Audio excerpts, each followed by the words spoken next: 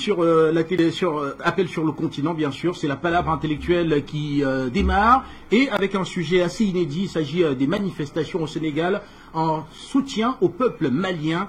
Voilà, en soutien au peuple malien, donc contre les sanctions de la CEDEAO. On a vu voilà plusieurs centaines de personnes donc descendre dans la rue pour dire leur incompréhension quant aux sanctions maintenues par la CEDEAO, alors que on voit très clairement que les Maliens sont pour les conditions de la transition telle que cela a été d'ailleurs édicté pendant les grandes assises nationales. Nous allons recevoir Abdoulaye Ba, qui est journaliste à Dakar, avec qui nous allons particulièrement faire le point sur cette mobilisation. Abdoulaye, merci d'être là. Bonsoir et bienvenue.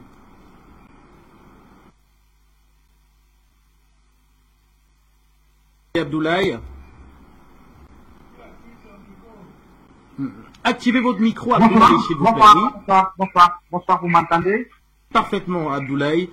Et merci de nous retrouver à l'antenne. Alors, on va avec vous déjà à l'organisation même de la manifestation. Rappelez que cette manifestation a été demandée donc par Y'en a marre et également par FRAPP.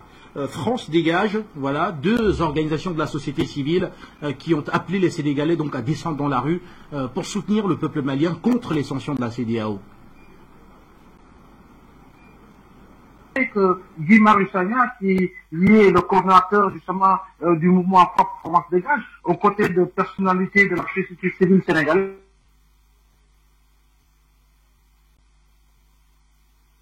c'était dans le sens d'échanger.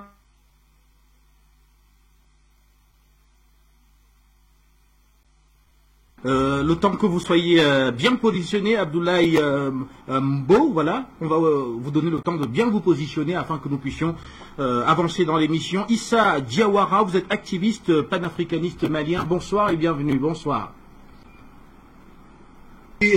Bonsoir à tous ceux qui suivent Afrique Média. Bonsoir aussi à mon grand frère Samuel Djenedor. Donc bonsoir à tous. J'espère également dans l'émission Amina Fofana qui devrait également nous retrouver, avec qui on va échanger sur ce soutien du peuple sénégalais au peuple frère malien contre les sanctions de la CEDEAO. Alors vous déjà, Issa Diawara, alors quand vous avez vu ces manifestations, donc nous aurons quelques images d'ici quelques temps dans l'émission, alors qu'est-ce que cela vous a dit, qu'est-ce que cela signifiait pour vous? Ok, merci. D'abord, ces manifestations, c'est d'abord un élan de solidarité. Et la première question que moi, en tout cas, je dois me poser pour vous répondre, c'est dire pourquoi ces manifestations. Parce qu'au même moment, nous savons que les pays qui nous soutiennent connaissent d'autres problèmes. Par exemple, au Sénégal, ils ont des problèmes locaux, mais c'est passer de tout cela et se mettre aux côtés du peuple malien, c'est un signal fort. C'est un symbole fort qu'on trouve généralement qu'en Afrique. Donc c'est en Afrique généralement que les gens se soulèvent pour vraiment se tenir le pouce. Donc nous disons merci pour ces manifestations. Ensuite, pourquoi nous demandons où ces manifestations ont lieu? C'est un peu partout. C'est au Sénégal, c'est au Burkina, un peu partout. Mais ce qui s'est passé, c'est-à-dire, il faut bien préciser, ce sont des marcheurs, des jeunes Sénégalais qui ont fait 1360 km à pied pour rejoindre Bamako. Une façon d'apporter leur solidarité. Et ils ont été accueillis par le Premier ministre malien au boulevard de l'Indépendance. Le Mali et le Sénégal, n'oublions pas, et on doit toujours rappeler cela, c'est un seul pays. C'est un seul pays. Nous étions dans la même fédération. Ce sont des impérialistes qui n'ont cessé avec leur combat pour essayer de mettre dos à dos nos deux peuples. Mais malheureusement, les peuples sont toujours unis. Je pense que nous sommes en train de nous retrouver. Et d'autres peuples vont se joindre à nous. Ça, j'ai pas de doute. Aujourd'hui, le Mali a de très bons rapports. Le Mali a de très bons rapports avec la Guinée, de très bons rapports avec la Mauritanie, et avec le Burkina et avec d'autres peuples encore. Même si leurs dirigeants sont en train de les prendre en otage. Les empêcher de manifester en soutien au Mali, c'est une prise en otage, qui ne dit pas son nom. Et ensuite, il faut savoir que ces jeunes ont manifesté, en tout cas ces manifestations ont lieu souvent dans un contexte qui n'est pas facile. Ce sont des gens qui défient toutes les peurs, ce sont des gens qui prennent tous les risques. Vous savez, nous sommes en fin mars au Mali, Actuellement, il fait très chaud. Ces jeunes-là ont marché sous un soleil de plomb, souvent qui 40 degrés ou même 41, donc c'est pas facile. Tout cela avec les drapeaux maliens en main, et les deux drapeaux Mali et Sénégal, c'est vraiment, nous disons merci à ces jeunes Sénégalais. Ensuite, je pense, il faut voir l'impact de ces manifestations. Mon cher Guy, l'impact c'est quoi surtout? C'est que l'Afrique est en train de gagner une bataille médiatique vraie. Une bataille médiatique vraie, c'est pas de la propagande. Ce sont des faits qui sont là, ce sont des faits qui sont en train d'être relatés. C'est dont les autres n'attendaient pas, puisque jusque-là, les crimes et autres ont été passés sous silence. Et cette fois-ci, c'est à quoi nous assistons, ce sont des faits qui sont exposés au monde entier grâce à des chaînes comme Afrique Média et autres. Donc, c'est une bataille médiatique vraie que l'Afrique est en train de gagner. Sur l'impérialisme, c'est ce qui provoque un peu de la panique, c'est ce qui empêche certains de dormir, notamment ceux qui sont derrière le pouvoir contre l'Afrique, ceux qui ont tout intérêt à ce que les Africains ne se réveillent pas. On comprend, on l'a dit en Bambara, donc si vous essayez de verser la sauce à terme, vous essayez de mettre votre pied dans le plat de quelqu'un, ne vous laisserez jamais tranquille. C'est un peu ce qui est en train de se passer. Malheureusement, heureusement, le réveil s'est lancé, le corona est parti, l'Afrique se réveille, peu importe ce que les gens vont dire. Et ensuite, pour clore avec ces chapitres des manifestations, nous dirons que surtout notre réveil est la jeunesse africaine. Parce qu'autrefois, c'était les dirigeants qui se réveillaient. On a vu Thomas, on a vu Lumumba, mais souvent, ils n'étaient pas bien suivis par les peuples. Cette fois-ci, ce sont les peuples qui sont en train de prendre les devants, et là, les dirigeants comprennent. Quitte au dirigeant qui est intelligent, qui est sage, à lui de faire le jeu du peuple pour bénéficier d'une longévité au pouvoir, bénéficier d'une bonne retraite politique. Et les dirigeants qui ne parviendraient pas à comprendre cela, malheureusement, sera piétiné, et nous sommes convaincus que les échéances électorales à venir en Afrique seront un tournant décisif pour l'avenir de l'Afrique. Et d'ici là, certains pays tels le Mali, le Burkina, la Guinée, sont en train de prendre les devants et nous espérons que cela doit continuer, et cela doit continuer aussi grâce au soutien médiatique dont ces manifestations bénéficient, grâce au soutien médiatique qui accompagne ces changements. Donc nous disons, et je dis merci. Ça c'était pour l'introduction, l'entrée à la matière. Merci.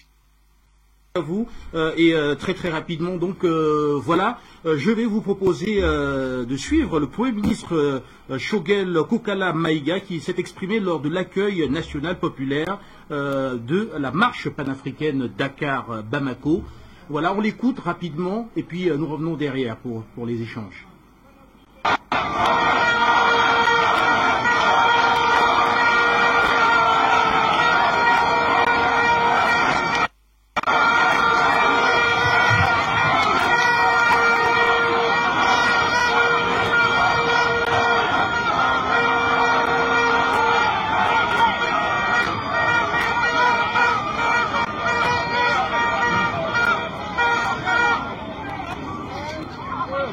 Les coordinateurs, les chefs de quartier du district de Bamako.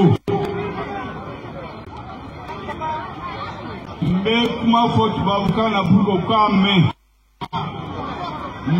là, il y a ma capo Bamaka pour que ma chamaka femme. Je voudrais commencer par saluer ici le coordinateur des chefs de quartier du district de Bamako.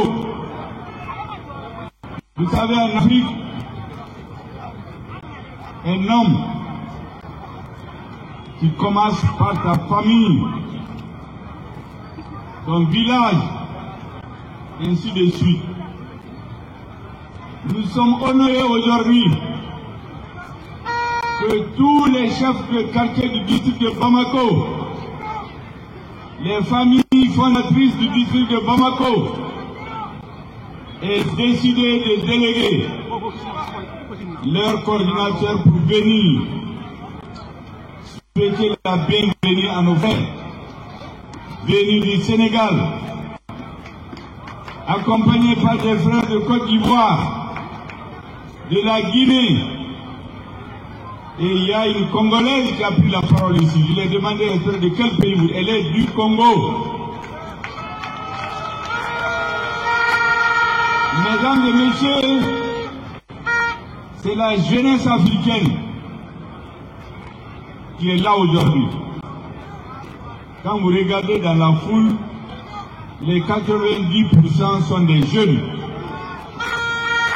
La jeunesse africaine, la jeunesse sénégalaise, la jeunesse malienne, la jeunesse guinéenne, la jeunesse ivoirienne, la jeunesse congolaise vient d'écrire une des pages les plus glorieuses du panafricanisme. Marcher 1362 km en 40 jours, en bravant le soleil, la chaleur, la soif, la faim, c'est faire preuve d'un engagement patriotique, un engagement panafricain, un engagement pour l'avenir et pour l'honneur de l'Afrique. Je voudrais, au nom du président de la transition, le colonel Assimi Goïta, le colonel Assimi Goïta, le colonel Assimi Goïta, au nom du président du Conseil national de transition qui a ses représentants ici, le colonel Malik Diaw, au nom de tout le gouvernement et de toutes les institutions de la transition, dire merci à la jeunesse. Merci à la jeunesse sénégalaise et à travers elle, merci à la jeunesse africaine.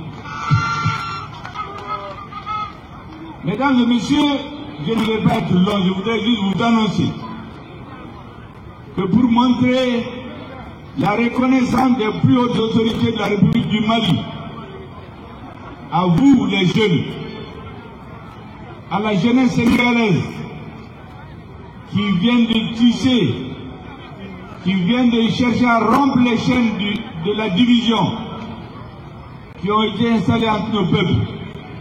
Pour montrer la reconnaissance, le Premier ministre chef du gouvernement recevra officiellement demain à 16h la délégation des marcheurs. Le jeudi à 16h, le président de la transition les recevra au nom de tout le peuple malien pour dire notre reconnaissance à la jeunesse. Le destin de la transition malienne s'est joué ici même, un 7 février 2022. Lorsque la jeunesse malienne, le peuple malien, dans toutes ses composantes est sorti, 4 millions de personnes dans les rues du Mali, c'est du jamais vu dans l'histoire, pour dire que le peuple soutient ce gouvernement de transition, soutient les autorités de transition. Et c'est pourquoi, dans toutes les discussions avec nos partenaires, nous leur disons tout le temps, faites attention, n'oubliez pas la voix du peuple, n'oubliez pas la voix des sans-voix, ceux qu'on appelle seulement pendant les élections, ceux qu'on appelle seulement quand on est dans des difficultés, mais qu'on n'appelle pas lorsque tout va bien. Cette voix des sans-voix, elle a dit ici, pendant les assises nationales de la transition, qu'elle veut une transition de 5 ans pour refonder l'État malien. Investi de votre confiance, le président a mis le gouvernement en mission, qui a négocié, et c'est pour préserver l'unité africaine, préserver l'unité au sein de la CEDEAO, parce que le Mali a la vocation de construire l'Afrique. Nous avons fait un sacrifice énorme. Nous savons que nous pouvons être incompris par notre peuple, mais nous savons aussi que notre peuple nous fait confiance. Et c'est pourquoi nous avons proposé un délai minimum qui ne peut pas être négociable. Le président a pris sur lui des grands risques. Mais il l'a fait parce qu'il sait qu'aujourd'hui il a la confiance du peuple. Il a la légitimité politique, la légitimité historique pour négocier au nom du peuple. Et l'essentiel, c'est qu'à la fin de cette transition, nous puissions restituer à notre peuple son honneur et sa dignité. Comment Bafo Bamanekana Ngo Kombe Bamako Dugutigi ou coordinateur affaire Mbafo. Parce que Nibo qui veut faire l'audio, Yamana Kono, Iba Damenika Doudi. Bamako Dugutigi est Kafranyonka.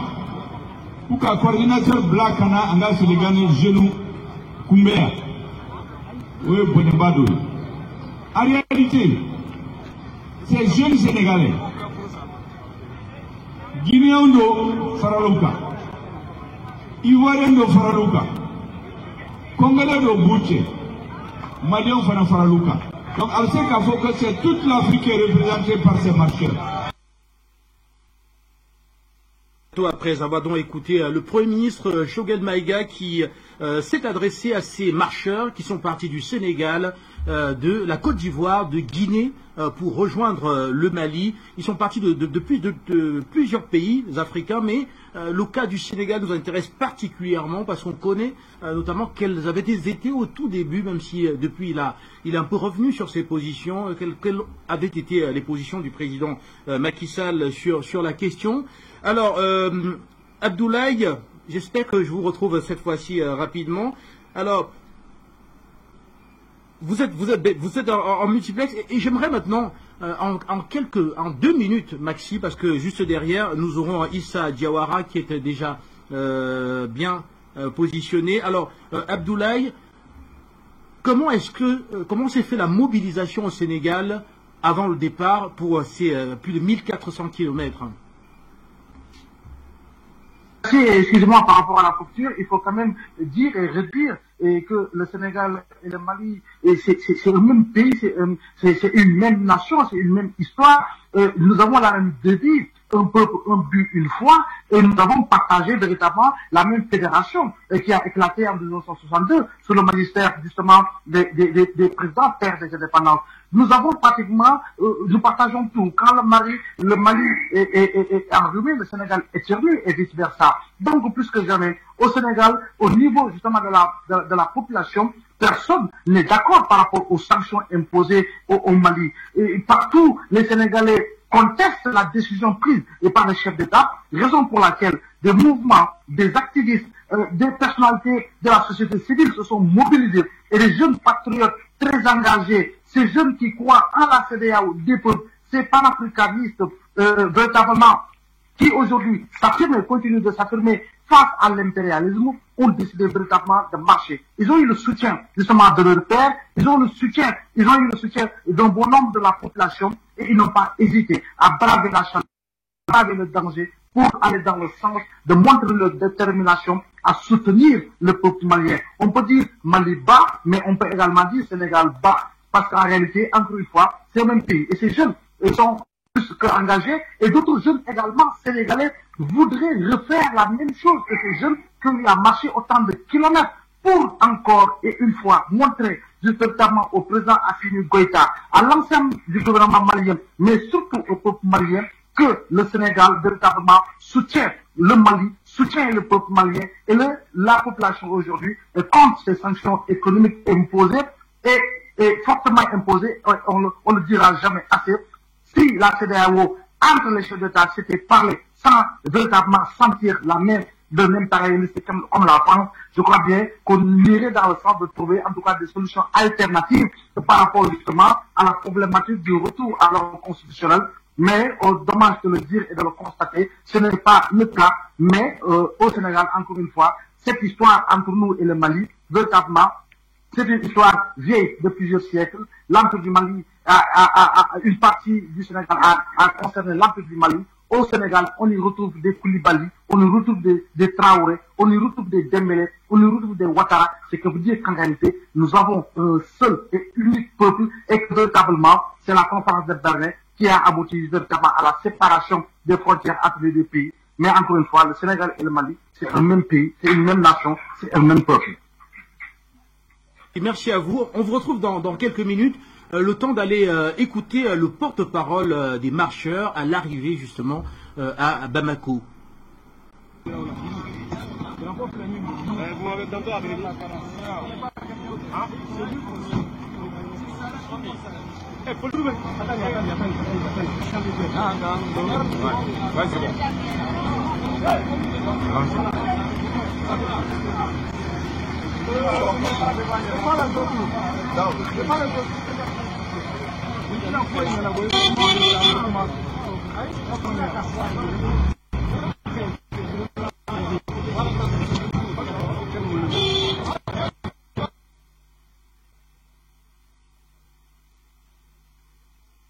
Images de l'arrivée à Bamako. On va vous proposer le porte-parole des marcheurs dans quelques minutes. Le temps que je vous retrouve encore une fois de plus, Issa Diawara. Alors tout à l'heure, ma question spécifique était celle de savoir comment s'est faite la mobilisation des marcheurs au Sénégal.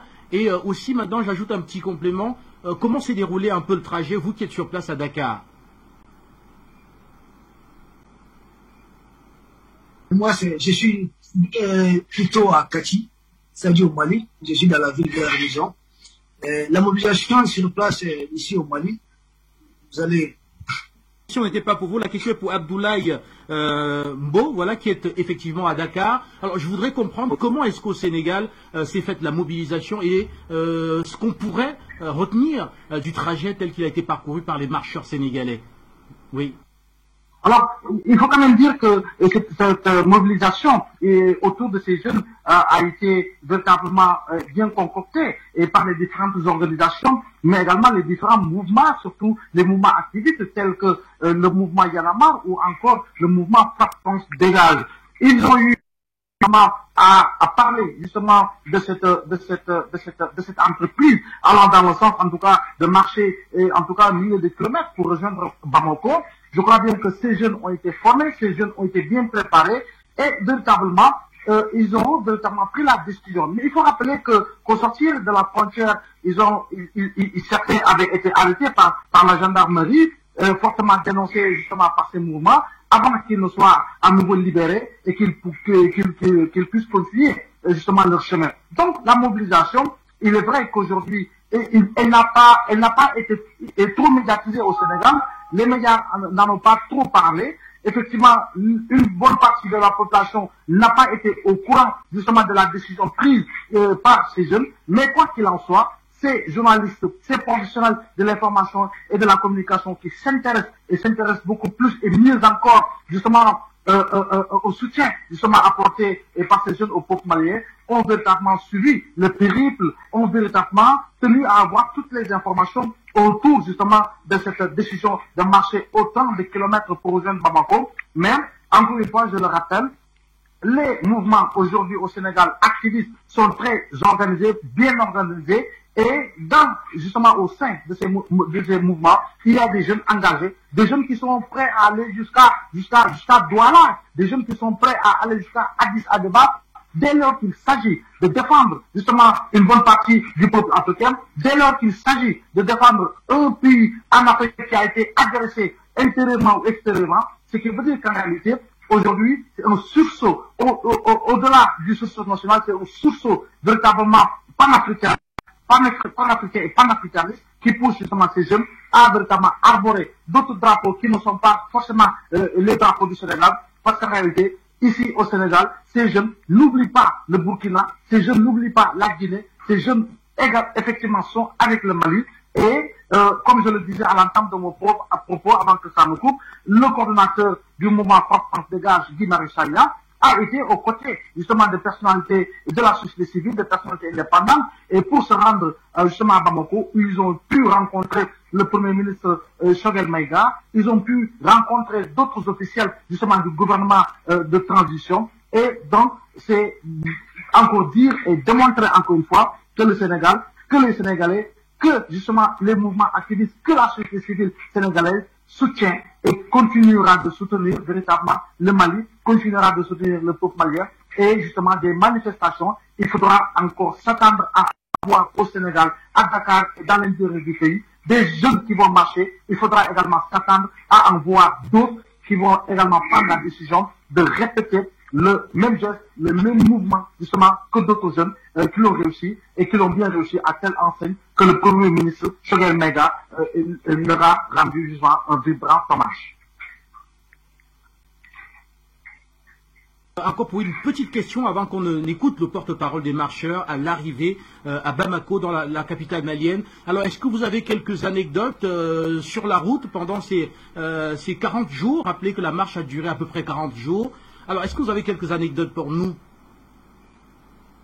Alors, j'ai effectivement eu à interpeller justement un des membres ou quelques membres justement de ces mouvements pour leur demander en tout cas des nouvelles justement de ces jeunes. Mais quand même, il faut dire que marcher de Dakar à Bamako, c'est un périple, c'est éprouvant. Même en voiture, on est fatigué. Imaginez que ça se fasse justement à pied sous cette forte chaleur-là. Il faut quand même dire que ces jeunes ont connu pratiquement des journées difficiles, des nuits très difficiles, véritablement, parce qu'en réalité, redoutant certaines menaces au-delà justement d'attaques provenant justement d'animaux sauvages, mais également s'attendre à ce qu'il y ait des attaques de bandes armées, en tout cas, ou de groupes terroristes. Donc, ils ont marché avec courage, mais également ils ont marché avec une certaine peur justement au ventre, compte tenu justement des nombreux dangers qui les entouraient, mais compte tenu également de la fatigue, mais également des fortes douleurs ressenties justement au niveau des pieds,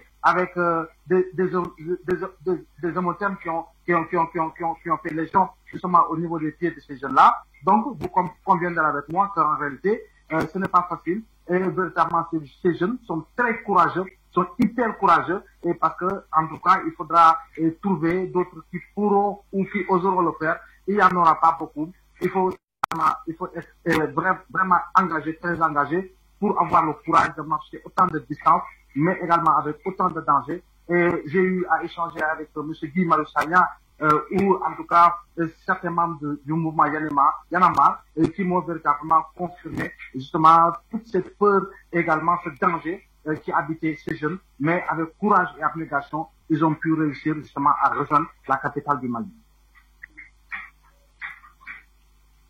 Vous, Abdoulaye Mbo, rappelez que vous êtes journaliste sénégalais, vous êtes à Dakar. Je vous prierai de rester en multiplex. On va rapidement aller écouter le porte-parole des marcheurs qui ont participé à cette mobilisation panafricaine en soutien au peuple malien contre les sanctions de la CEDEAO. On l'écoute rapidement et on revient. Cette décision de à la suite de l'effort, la jonction entre le Mali et le Sénégal était une puissante manifestation de leur idéal panafricaniste. L'initiative ne paraîtra saugrenue qu'à ceux qui ignorent à quel point ces deux pays sont liés par l'histoire et la géographie. Bien évidemment, deux États différents, le Mali et le Sénégal sont un seul et même peuple et descendent des mêmes ancêtres. Du reste, au-delà du voisinage immédiat, nous aurions pu remonter des siècles, voire des millénaires en arrière pour nous émerveiller de l'immense apport négro-africain de l'humanité. Mais ce qui nous est aujourd'hui, c'est de rappeler qu'une fois les premières civilisations par les nègres d'Afrique, la dispersion a eu lieu dans le reste du continent et au fond formé peu à peu les premiers empires, dont celui du Mali. Ces empires surent être puissants sans être injustement guerriers. En quoi ils étaient l'expression achevée de l'idéal de paix, de la justice, de la marque. Comme démontré Aimé Césaire dans tout du colonial, l'infâme commerce triangulaire, plus tard, après colonial, sont venus bouleverser nos sociétés en y instaurant le règne de la terre, ainsi que de nouvelles logiques qui survivent individuellement fondées sur l'activisme, la cupidité et la haine de soi. Nous le savons tous, cette funeste entreprise ne pouvait réussir sans une falsification inventée de soi. L'Europe ne s'en est pas privée au point de faire disparaître chez beaucoup d'Africains le sens pourtant inné chez l'être humain de la liberté. Celui qui est trop longtemps maintenu dans les fers finit par ressembler à cet esclave qui devient comparé chez Antonio lors de sa fameuse conférence de Niamey. Libéré, il va jusqu'au pas de la porte de son maître, puis revient à la maison, puisqu'après tant d'années de servitude, il ne s'est décidé par lui-même, il ne sait même plus où aller. C'est cet esclave que nous ne voulons plus être. L'heure de la libération du peuple africain et de l'Afrique a sonné. L'Afrique doit être libre, mentalement, politiquement, économiquement et spirituellement. Son émancipation ne saurait en aucune façon négocier. Notre présence ce jour parmi nos sœurs et nos frères en terre africaine du Mali signifie que nous, pour la résistance, doit d'abord être culturelle. C'est pour cela que l'illustre Cheikh Anta Diop lançait à la jeunesse africaine: formez-vous, armez-vous de science jusqu'aux dents et arrachez votre patrimoine culturel. On oublie souvent que dans le même discours, il a fait même insistance, éloge de ce qu'il appelait la connaissance directe. Cela veut dire que sans délégitimer le travail de laboratoire, il attachait le plus grand prix à l'action concrète sur le terrain de lutte populaire. Et aujourd'hui en Afrique, singulièrement dans l'ex-empire colonial, quel champ de bataille peut être plus important, plus riche en symboles que le Mali? Aucun, assurément. Voilà pourquoi, jeunes panafricanistes et fiers de l'être, nous sommes venus témoigner de manière pratique notre solidarité au peuple frère malien en lutte, sous la direction du président Assimi Goïta, pour sa première et authentique indépendance. À travers nos modestes personnes, toute l'Afrique vous salue, car elle a bien conscience que votre cause est celle de tout ton continent.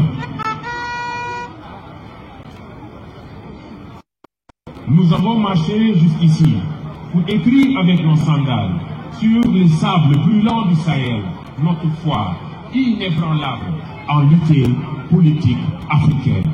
Nous avons marché pour servir la cause de l'intégration économique africaine. Il était temps de dire non par des actes significatifs aux frontières insensées qui ont despecé l'Afrique à Berlin au XIXe siècle et laissent encore aujourd'hui sur son corps de vilaines cicatrices.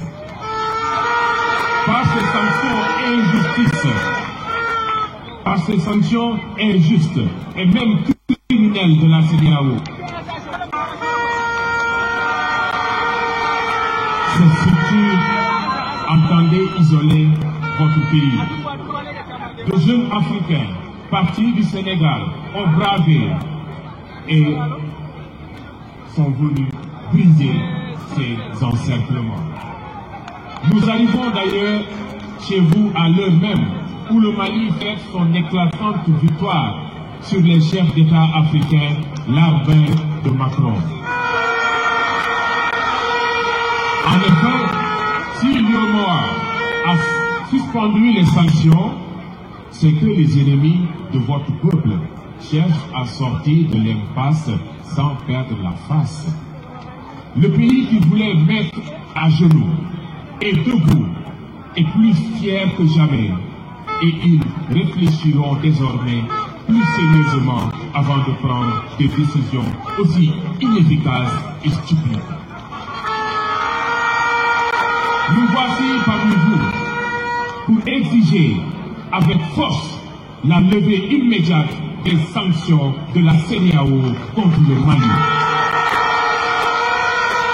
Nous exigeons qu'il soit mis fin au blocus qui frappe si durement la population de l'Afrique de l'Ouest et ralentissant plus largement le processus de développement économique des États tout entiers de l'Afrique.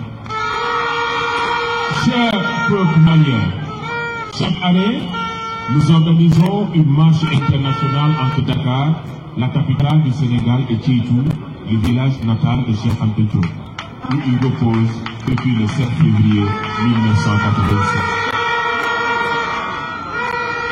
C'est peut-être le maître qui a soufflé à l'oreille: mes enfants, je ne serai vraiment en paix que si vous prouvez au monde, par des gestes de haute portée politique et émotionnelle, que vous considérez toute l'Afrique comme votre pays.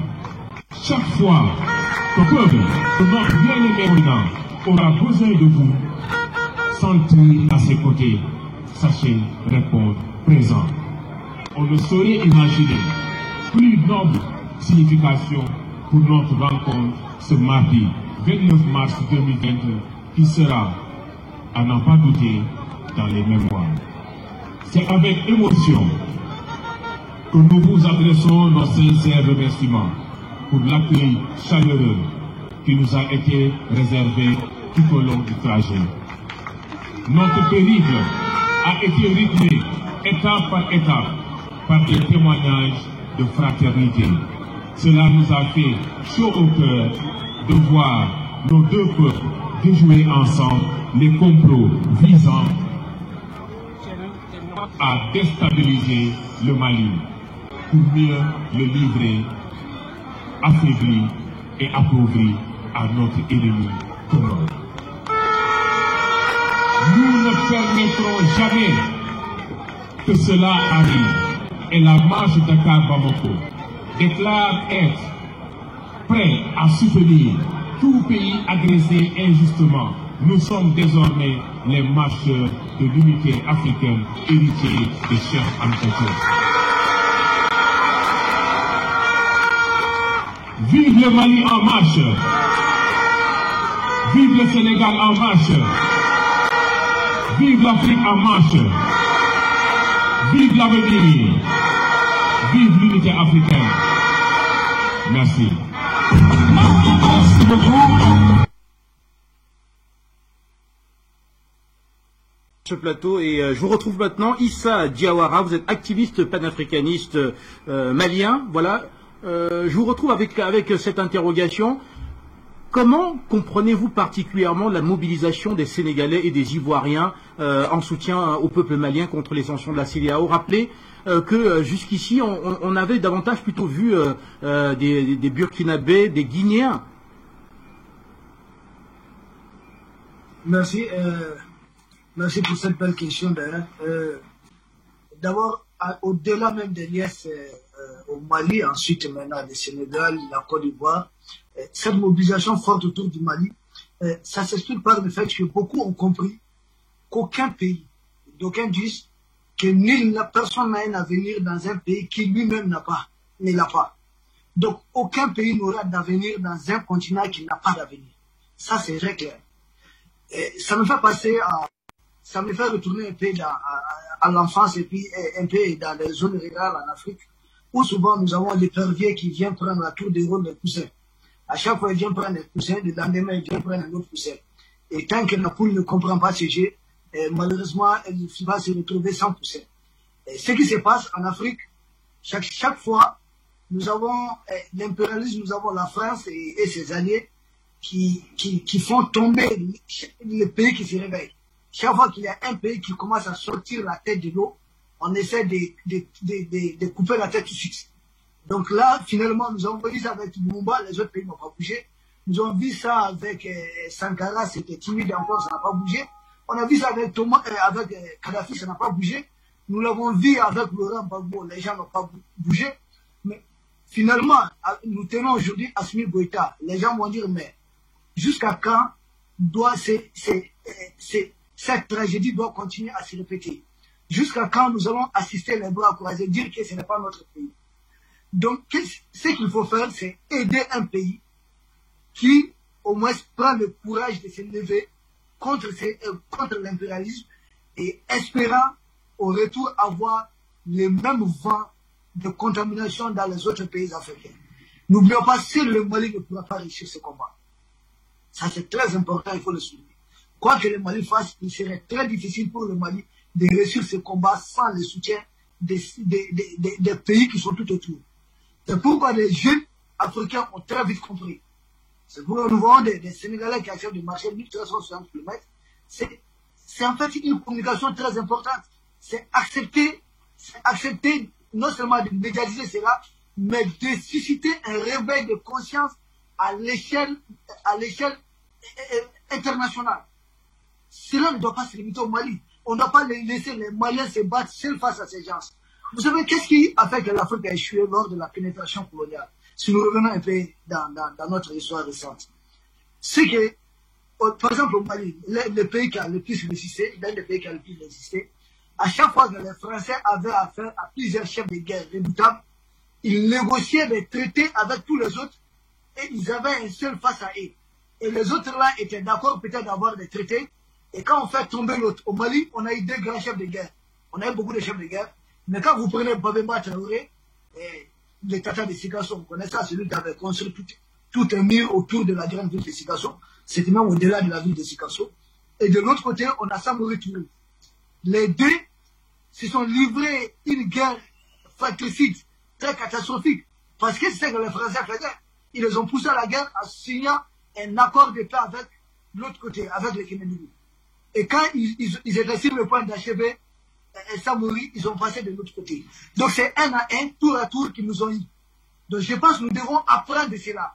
Et heureusement, quand nous lisons l'aventure ambiguë de Cheikh Hamidou Kane, le personnage de la Grande Royale dit, j'aime beaucoup ce personnage, nous allons partir à leur école pour apprendre nos enfants à vaincre sans avoir raison. Mais cette fois-ci, nous ne sommes pas allés à leur école pour apprendre à vaincre sans avoir raison. Mais nous sommes partis à leur école comprendre comment ils dominent, comment ils esclavagisent des peuples entiers sans avoir raison. C'est ce que nous sommes allés comprendre. Et nous avons appris comment déjouer leur système. Et c'est ce qui est en train de se retourner aujourd'hui contre eux. Et c'est eux qui ont mené cette histoire de démocratie. Et nous savons qu'aujourd'hui, on dit au Mali, il faut aller aux élections, que les élections, c'est le pilier de la démocratie. Nous comprenons que ce n'est pas une question de démocratie. Si c'était une question de démocratie, la France n'allait pas applaudir des coups d'État dans d'autres pays. Ce n'est pas une question de démocratie. Ce n'est pas une question de droits de l'homme. Nous savons ceux qui ont utilisé les armes les plus destructrices au monde. Nous savons que le Mali n'a pas d'usine. Ce n'est pas le Mali, le Cameroun, le Sénégal ou la Côte d'Ivoire qui ont des usines pour fabriquer des bombes et envoyer ça, expédier ça dans d'autres pays pour apporter la famine, pour apporter la mort, pour apporter le chaos total et après diviser ces images sur leurs médias. Ce n'est pas nous qui faisons cela. Ce sont eux qui se disent pays des droits de l'homme, qui occasionnent des catastrophes. Non seulement ce sont eux qui fabriquent ces armes, ce sont eux qui créent des prétextes pour utiliser ces armes. Ce sont eux qui créent des guerres. Ça dépend de chaque pays. Soit c'est le nord, soit c'est le sud, soit c'est la peau claire, c'est la peau noire, soit c'est les musulmans, c'est les chrétiens. Ce sont eux qui amènent tous ces prétextes. Et ce sont eux qui amènent des conflits transfrontaliers. Dire qu'il y a un tel problème de frontière entre les Mali, Burkina ou bien autres, et puis livrez-vous la guerre. Mais c'est fini. Tout ça, c'est derrière nous. Nous avons appris de là où ceux qui sont venus, ceux qui nous ont précédés ont échoué. Nous avons appris de l'échec, en tout cas des difficultés de Ahmed Sékou Touré, qui a décidé de l'indépendance de la Guinée en 1958. Nous savons comment les autres chefs d'État l'ont abandonné. Et nous avons appris comment Modibo Keïta, qui a accompagné Sékou Touré, a été aussi abandonné à son tour. Nous savons comment l'esprit de fédération qui était en Afrique de l'Ouest, les 8 pays qui devaient former la fédération, a été déjoué par un pion placé à la tête de l'État africain par la France. Donc nous avons appris de tout cela et nous savons aujourd'hui, ces jeunes-là savent aujourd'hui, ils ont appris l'histoire. Tu sais ce que ces gens-là font, les impérialistes. Quand vous lisez un peu nos manuels de formation, partez dans nos écoles. Qu'est-ce qu'ils enseignent dans nos écoles? De Gaulle a fait ça, la France a perdu une bataille, non la guerre. De Gaulle a fait ceci, la Deuxième Guerre mondiale était cela, la Première Guerre mondiale. Donc dans leurs mensonges, nous avons appris à lire entre les lignes. Et nous avons compris qu'en réalité, le vrai combat, ces gens-là n'ont jamais eu les décis sur l'Africain. Ils ont eu les décis uniquement quand les Africains ont été désunis. Quand nous n'avons pas compris que c'est un épervier qui vient pour prendre le poussin à tour de rôle. Maintenant, cela est compris. C'est pourquoi il y a une solidarité des jeunes Ivoiriens, des jeunes Sénégalais autour de ce qui se passe au Mali et ça va se propager. Aujourd'hui, ceux qui prennent ces populations en otage ne vont pas tenir pendant longtemps. Le vent de la révolte est en train de souffler. Nul ne pourra résister à ce vent. Donc l'heure de solidarité, comprenez cela, c'est du fait que c'est le rebelle de l'Afrique qui a sonné. Et tout le monde doit comprendre cela en tant que tel, et c'est ce qui peut être intégré. Merci. Activiste panafricaniste depuis Bamako au Mali. Abdoulaye Mbo est journaliste à Dakar. Tous les deux, vous allez rester donc en multiplex le temps d'aller au standard, prendre quelques appels autour de la question et nous reviendrons bien sûr à vous pour le dernier tour de table. Alors, le standard est ouvert. Bonsoir et bienvenue. Bonsoir. Vous nous retrouvez pour vous exprimer bien sûr sur la marche panafricaine d'un peu plus de 1400 km jusqu'à Bamako. Vous avez suivi dans cette émission l'arrivée à Bamako et l'accueil par le Premier ministre Choguel Maïga. Vous avez suivi les propos tenus par celui-ci à l'endroit des manifestants. Vous avez également suivi la déclaration du chef des marcheurs qui a précisé les motifs qui les avaient poussés donc à quitter différentes capitales africaines pour se rendre au Mali à pied. Ils sont particulièrement partis du Sénégal, de Côte d'Ivoire aussi, de la Guinée, du Burkina Faso, de la République démocratique du Congo même, pour se rendre donc sur la place, à Bamako, pour soutenir le peuple malien face aux sanctions imposées par la CEDEAO. Réactions et commentaires, bonsoir et bienvenue.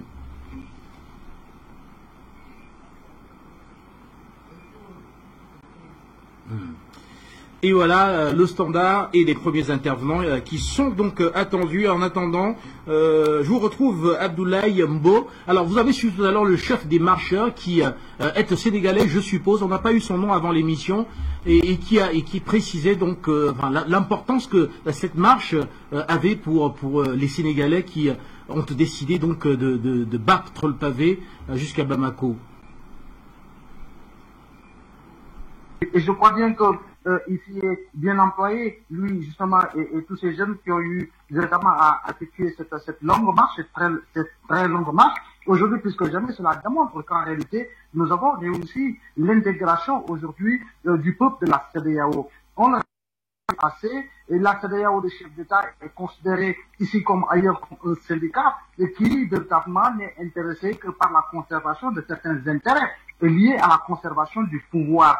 Le peuple de la CEDEAO a marché, le peuple de la CEDEAO a contesté véritablement ce cordon ombilical à couper entre nos pays et justement la France, compte tenu de la gestion même du franc CFA. Nous avons vu beaucoup d'activistes et panafricanistes africains de l'Ouest qui ont véritablement battu le macadam, qui ont dénoncé, qui ont contesté justement la mainmise de la France sur véritablement le franc CFA. Et aujourd'hui, par rapport justement aux sanctions infligées à des pays comme le Mali et par des chefs d'État également de la CEDEAO, j'allais même dire de l'Union économique monétaire ouest-africaine, aujourd'hui c'est le peuple de la CEDEAO qui s'est réveillé. Le peuple de la CEDEAO s'est réveillé et j'allais dire par extension que le peuple africain, que la jeunesse africaine aujourd'hui s'est réveillée. Je crois bien que des exemples patents sont donnés par rapport justement à ce qui s'est passé en Libye, parce que le désordre aujourd'hui constaté dans le nord du Mali, la présence de groupes terroristes,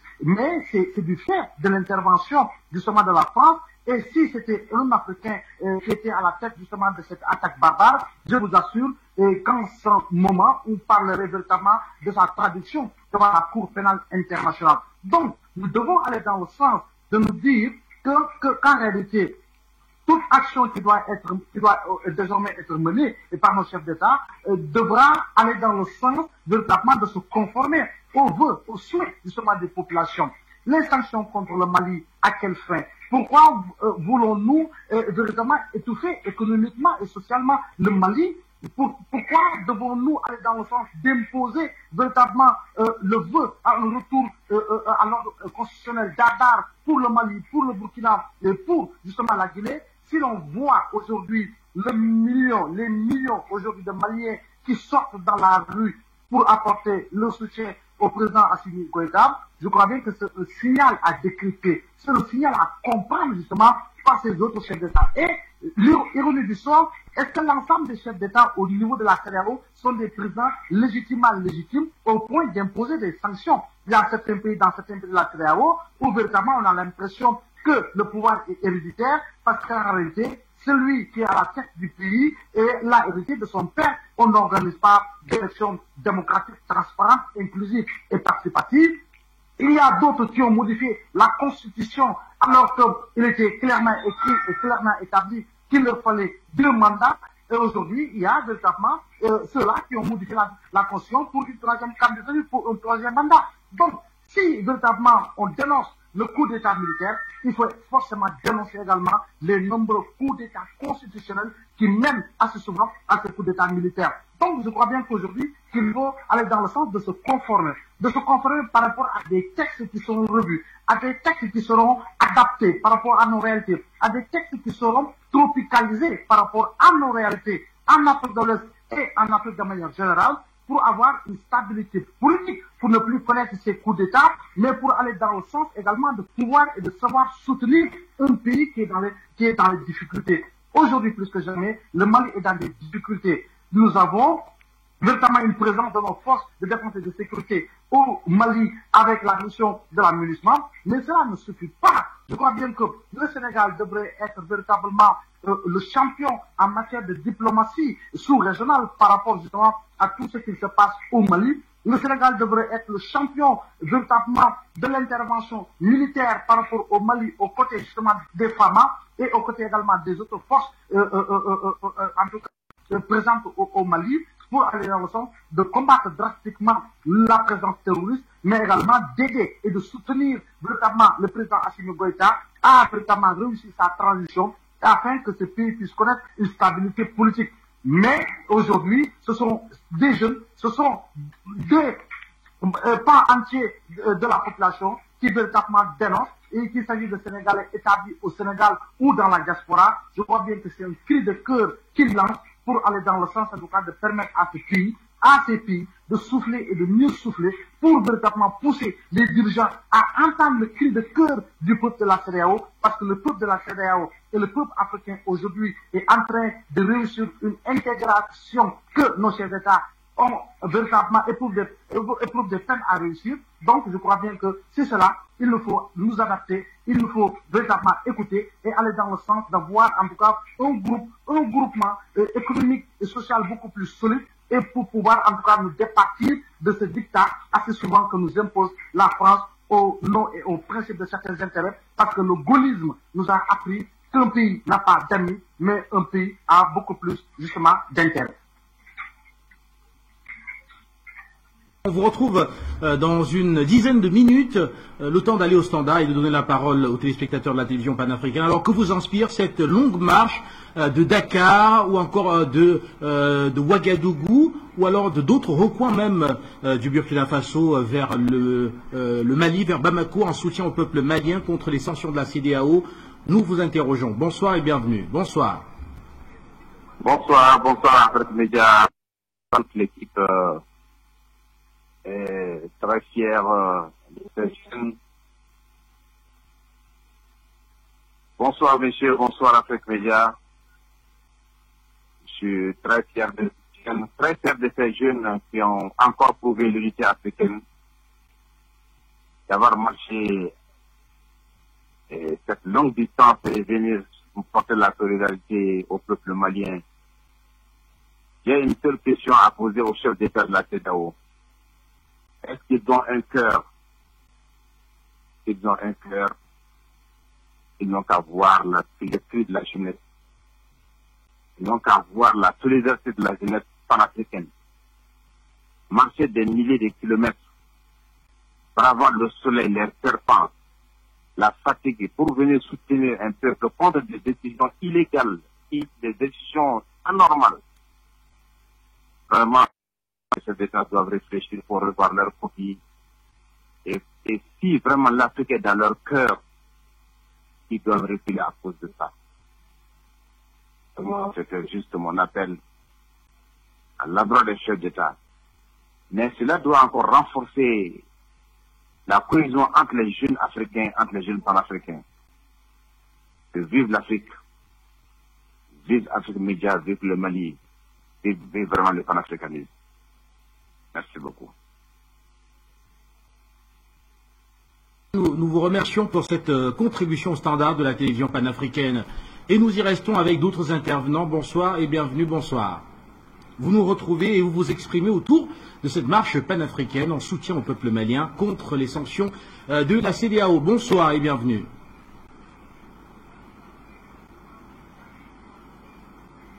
Bonsoir.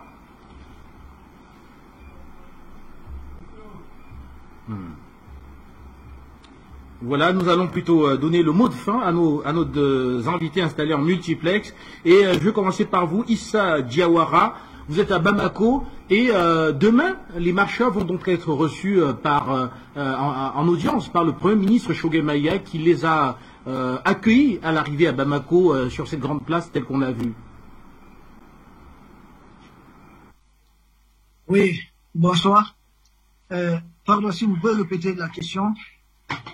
Oui, pour sortir, je parlais de l'audience qui sera accordée donc par le ministre Choguel Maïga aux marcheurs. Ils vont être reçus à la primature. A-t-on entendu notamment de la voix même du Premier ministre pendant qu'on écoutait son attitude à l'estrade lors de la cérémonie inaugurale?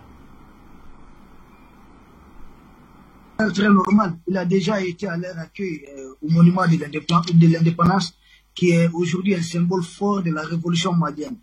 Parce que précisons-le, il faut bien préciser, ce qui s'est passé au Mali, ce n'est pas un coup d'État. Si la France reconnaît que leur soulèvement de 1789 n'était pas un coup d'État, ce qui s'est passé au Mali, ce n'est pas un coup d'État.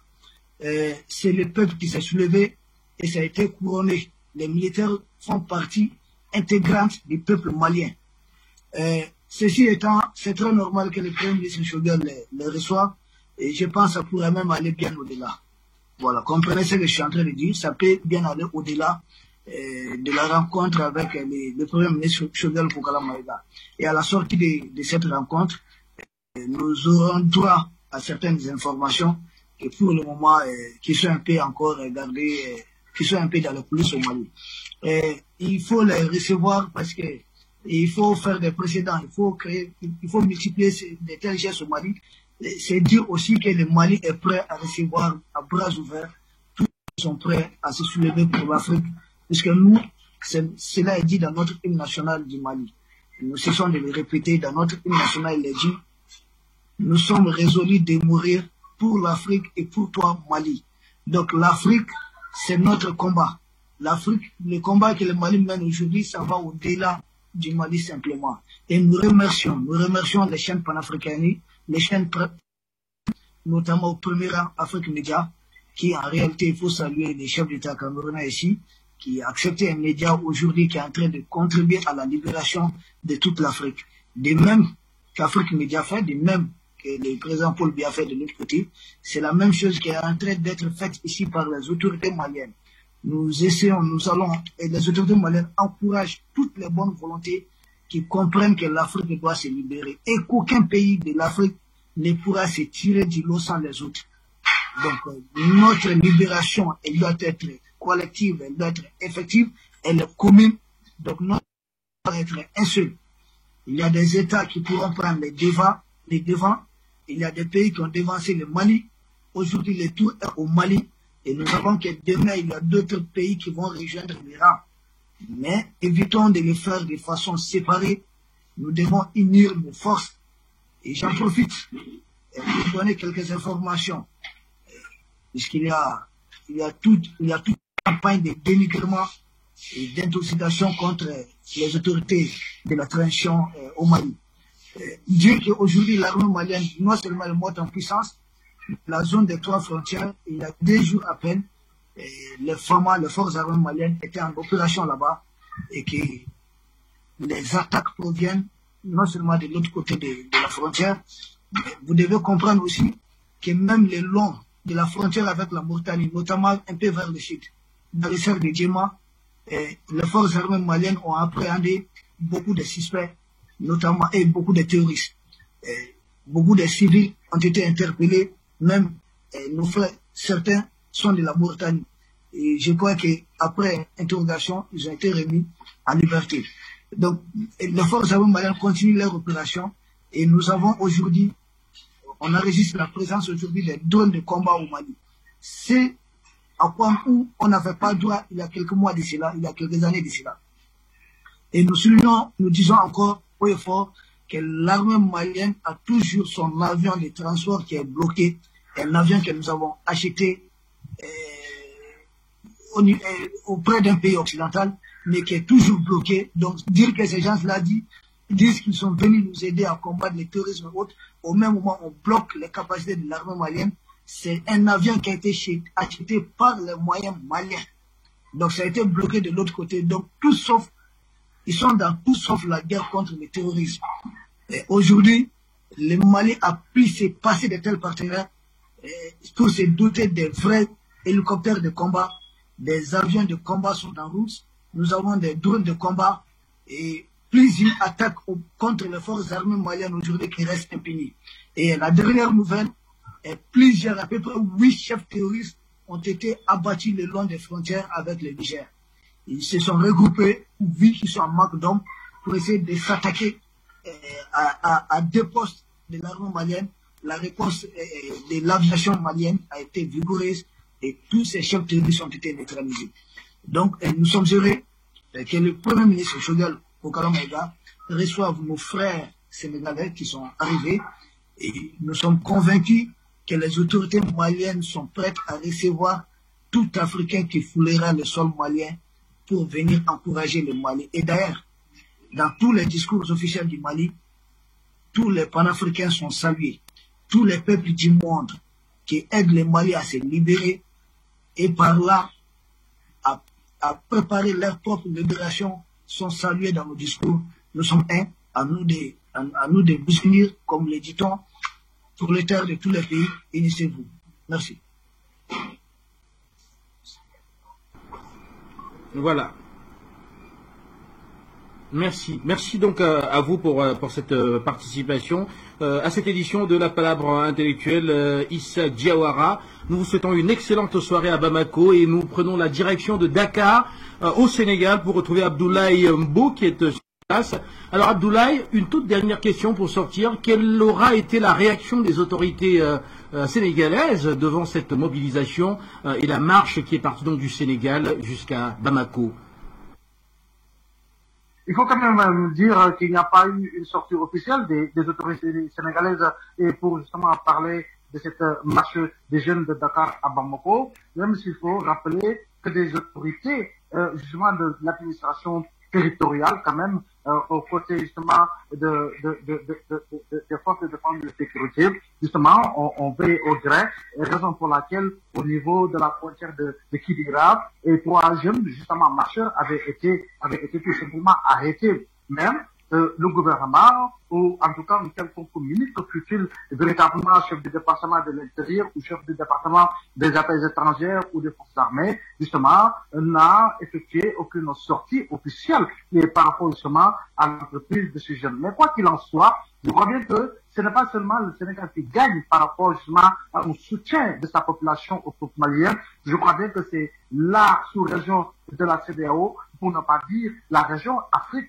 tout simplement, parce que au-delà, il faut quand même reconnaître qu'il y a des personnes, des jeunes qui sont venus effectivement de la République démocratique du Congo. Donc, Par rapport à ce cocktail, je crois bien qu'il faille aller dans le sens aujourd'hui de mieux comprendre les enjeux. Les enjeux, c'est travailler pour une stabilité politique et cela passera par une stabilité constitutionnelle et que les présidents tous ensemble justement puissent aller dans le sens d'une limitation des mandats à 2 et que, je l'avais dit sur le plateau d'Afrique Média, et qu'il faut aller dans le sens d'avoir un protocole additionnel au niveau de la CEDEAO surtout et pour justement une limitation des mandats à 2 frappés et par la clause d'éternité. Je crois bien que nous avons un protocole additionnel de la CEDEAO, nous avons le règlement 5 de l'UEMOA qui est respecté dans la majorité des pays, mais je crois bien qu'il faut aller dans le sens de fournir énormément d'efforts. Et ces efforts également doivent être concentrés sur un partenariat économique beaucoup plus sincère, parce qu'en réalité, en matière d'importation et d'exportation, je crois bien que l'Afrique n'a pas à envier les autres continents parce que nous représentons un marché de grande importance. Il faut quand même aller dans le sens d'avoir des investissements communautaires au niveau de la CEDEAO, au niveau de la CEMAC et dans d'autres régions en Afrique, avoir véritablement des investissements qui puissent nous permettre de développer en commun véritablement des projets et des programmes de grande envergure pour justement la jeunesse africaine. Cela nous permettrait d'éviter justement cette forte migration avec ces nombreux morts en Méditerranée. Je crois bien que tout cela nous permettrait de pouvoir en tout cas regarder la France autrement, de pouvoir regarder ces puissances impérialistes autrement et que véritablement l'Afrique ne soit plus le grenier où tout le monde vient, puiser, prendre tout ce qu'il faut et l'amener et nous laisser véritablement dans des situations économiques, dans des situations d'instabilité, dans des situations d'instabilité sociale, économique grave et qui véritablement auront comme conséquence ce qu'il se passe dans plusieurs pays, des coups d'État répétitifs, des soulèvements populaires répétitifs, des assassinats répétitifs, mais également une forte présence terroriste et djihadiste. Donc, je crois bien que la conjugaison de nos efforts pourrait nous permettre en tout cas d'aller dans le sens de vaincre ce signe indien qui voudrait que l'on puisse croire et penser que l'Afrique doit demeurer et véritablement sous-développée, comme l'écrivait Axel Kabou dans les années 90. Et si l'Afrique refusait le développement,